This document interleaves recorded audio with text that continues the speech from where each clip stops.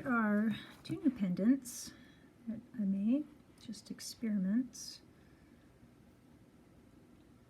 I think this is jasper or a jasp agate, and then this one is ocean jasper.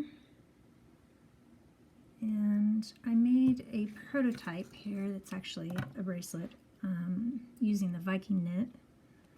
And so this is what it looks like with the chain. I really like that. So I'm making a full length Viking knit chain. This one, oh, the wrong direction. I used 30 gauge wire, so I'm going to go up a gauge to 28. And this is my jig. It's pencil with duct tape and, not duct tape, whatever, painter tape. And I made a little daisy at the top to start my weave on. So this is the 28 gauge wire. So you weave this, and I think I'm going to have to do about 10 centimeters to get a 16-inch chain. Hopefully that's the right amount. But I'll do a little extra just to make sure. And then this is called a draw plate, and you draw it through a couple times here, a couple times here. It's for making it thinner, pinching it down. And so you can see that this is that size, and I probably could have gone one hole smaller had I had it, but I didn't. So rather than go drill, I'm lazy today.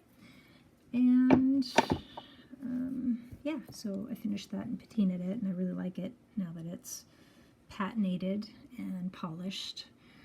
So this jig here I am going to show you how to do just a little bit here. So here's where I end, and I'm going to go through the next little X here, and you got to be careful not to let it kink. My wire's getting pretty short. Oh, not in camera. So the kinking isn't so much of an issue. But I like it really tight, so I am having to give a little, good tug on it. And then you go around to create a little X, and then go to your next one. So that is how that's done. Give it a tug. That one worked a little easier than the last. And you just want to get them even and not tug too hard so that you close up that space that you're eventually gonna need to put the wire through.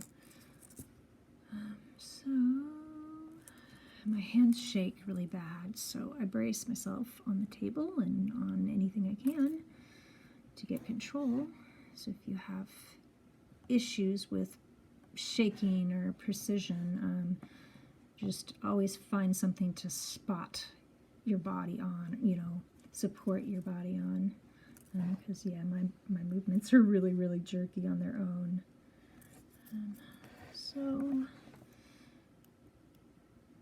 there it is, through the hole, through the X, and that almost kinked. So that's what you have to watch for, is just make sure that when you pull it through, it doesn't get kinked. Okay, so I sort of have estimated that it will probably take about 10 centimeters according to somebody else's actual calculations, but I don't remember how many strands she was doing or what, so it does get a lot longer when you pull it through the drop plate. So this was probably the same length as that, or maybe a little bit more to do this, and it is very time consuming. So it's a luxury item, but I think it looks a lot better with my pendants, with the new ones I'm making. They're just heavier looking, and I shopped around looking for nickel-free copper chain that I liked, and I just couldn't find anything, so so that's what I'm doing, the Viking knit.